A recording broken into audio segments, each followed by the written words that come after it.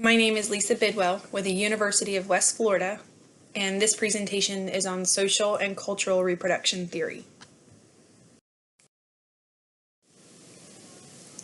Who created social and cultural reproduction theory? Social reproduction is first attributed to the infamous Karl Marx in Das Kapital, where he alluded to the inequalities that transfer through generations and cultures. Marx wrote, "Every social process of production is at the same time a process of reproduction." Who is most known for social and cultural reproduction theory is Pierre Bourdieu, who began his work on social and cultural reproduction theory in the 1970s and continued to develop his theory through the early 2000s. Additional contributors to the theory and research of social and cultural reproduction theory were Herbert Gintis and Samuel Bowles, who have both done extensive work on social and cultural reproduction theory.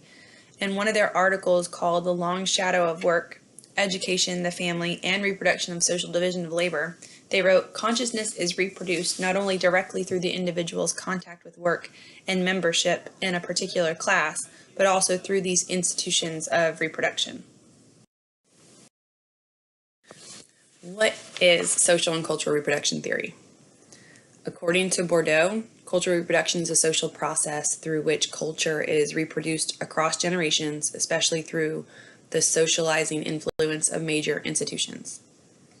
What institutions is he talking about? Bourdieu focused most of his work on the influence of education, in particular schools, whether they be primary or even the access to college education.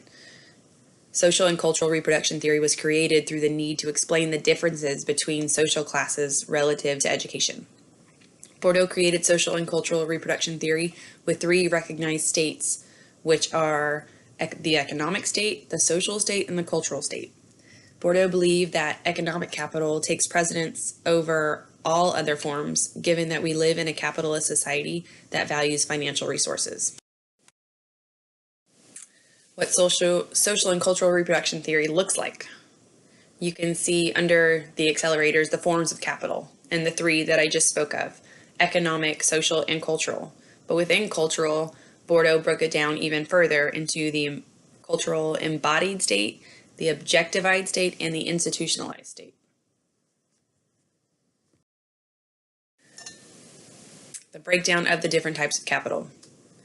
The economic capital refers to values that can be converted into cash, such as real estate. Social capital sounds like what it is. It refers to networks of people and resources that come with generations. Social capital also means having the kinds of relationships that lend assistance in a given context, which can enable them to accumulate further capital. And then you have the cultural capital. It involves long-lasting dispositions of the mind and body in the form of cultural goods. Bourdieu discussed that cultural capital involves the verbal facility, aesthetic preferences, artifacts, attitudes, beliefs, education, credentials, values, tastes, and behaviors, or an individual group, which differ from those of other groups. Cultural capital is what is learned within a home, regardless of what social class you are born into. There are different things that you learn, whether you're born into parents who live below the poverty line, or if you're born into parents who have a nice, comfortable upper middle class income. There are different experiences that life has taught you into those homes, and we're going to talk a little bit more about the cultural capital in a minute. The embodied cultural capital refers to dispositions of the mind and body and breaks down everything learned from language, behavior that is learned over time from your family and your environment. Objectified cultural capital refers to cultural goods such as pictures, books, dictionaries, instruments, machines. And then the institutionalized refers to academic credentials such as diplomas, degrees, certifications put in place by the dominant class. Farrar 2017 wrote, "The level of education that an individual has attained will confer upon him or her a level of status that others may value." Bourdieu's cultural capital occurred and was ingrained mostly within the home. Grenfell 2008 wrote, "The family is seen as the primary source for the systematic cultivation of a sensibility in which principles of selection implicit within the environment translate into physical and cognitive propensities expressed in dispositions to acts of particular kinds." Basically, the home then becomes the location where social reproduction has critical impact because it maintains the cultural capital of a family and of the class to which the family belongs. Logical evolution of the theory. So Bordeaux began his work in the 70s, and his focus on education and inequalities that are hidden within the education systems by the dominant class to keep them dominant. And his study has been carried on still to this day. Susan Ferguson in 2016 stated that social and cultural reproduction theory is a topic within multiple fields, including education, psychology, sociology, and political economy, just to name a few. The theory is driven on the idea that the social status in which we are born will inevitably be perpetuated. The argument remains today that children born into low socioeconomic status will grow up to live in low socioeconomic homes because it is all they have ever been exposed to.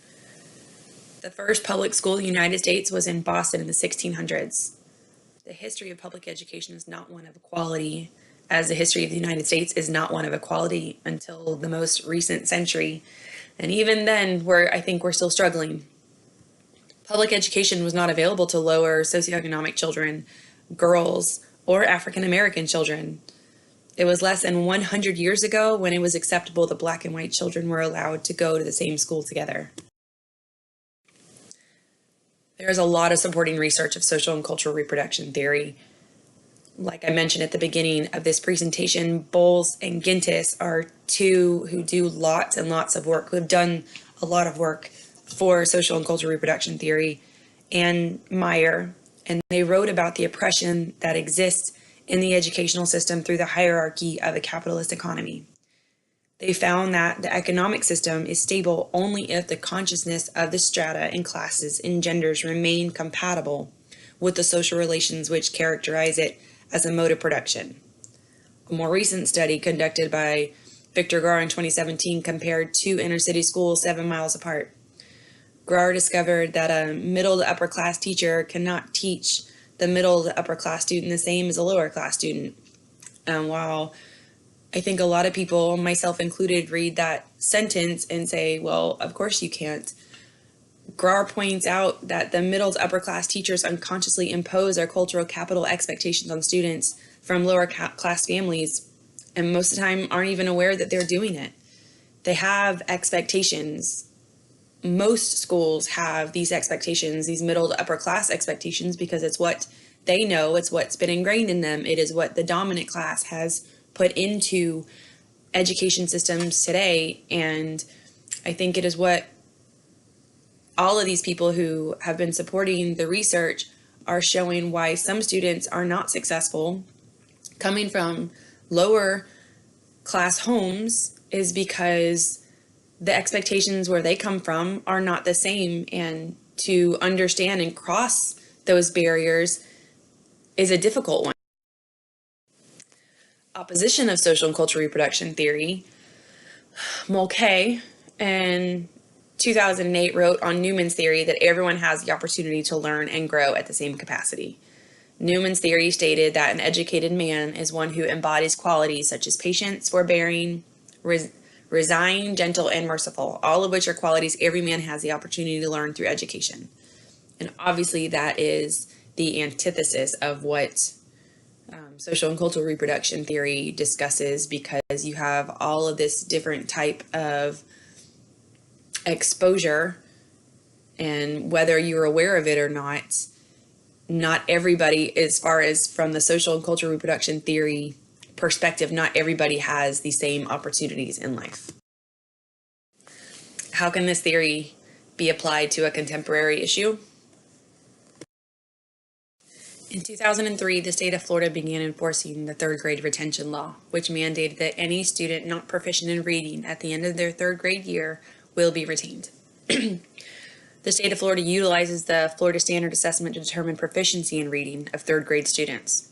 The people who created the test are middle to upper middle class, and the teachers who implemented the curriculum aligned with the test are also middle to upper middle class. The study of the third grade retention law would be in two parts. The first would be to assess the socioeconomic status of the students who are retained as a result of the third grade retention law and determine if those numbers correlate to the population. And the second part of the study would be to assess the efficacy of the third grade retention law in relation to the academic progress it is intended to produce. Social and cultural reproduction theory is based on the idea that the dominant class creates rules in society, specifically through education, to keep the dominant class dominant and the lower classes where they are. The Florida Department of Education claims that if a child is struggling to read in the third grade, they will continue to struggle to read. Therefore, if a child is not proficient, determined by the tests they create, the student will be retained. Further research shows that if you are retained once, you have an increased 50% chance of dropping out of school before you graduate. This study will assess not only the efficacy of retention itself, but will assess the demographics of the students who are retained and determine if Bordeaux is correct and if his belief that even free public education is not equal for all. Thank you all for watching and listening about social and cultural reproduction theory.